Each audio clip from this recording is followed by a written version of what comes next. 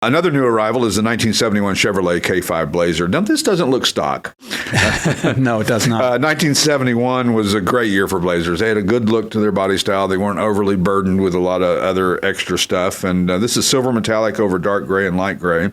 402 cubic inch V8 with a FitTech EFI electronic fuel injection, which is a great way to go on these things. Sure. We're seeing more and more of these EFIs because carburetors, if you don't, they can be a little tricky. Yeah. You got to kind of know what you're doing. And it's old school. It is old school. Rebuilding a carburetor is a lot of little small springs and parts. It looks like it would just make me angry. Yeah, that's right. I've never rebuilt a carburetor, and I don't ever plan on it. I think about that like transmission because I'm having transmission issues in one of my vehicles, and I'm like, I saw somebody take it apart. Holy cow, there's a lot of parts in there. That's a lot of parts. The worst is if you put it all back together and there's like 20 parts. Whoops. Like IKEA. Darn. Oh, man. What am I going to do with all these extra parts? Right. So, but this is on a shortened 1994 K1500 frame and a 2-inch suspension drop. So it's a really interesting looking car. It's one of those ones that you might walk past and not stop and look at, but it's worth a while to look at what's done. And the proportions you start figuring just a little bit different. Yeah, it's like a little muscle truck. Yep, it really is. So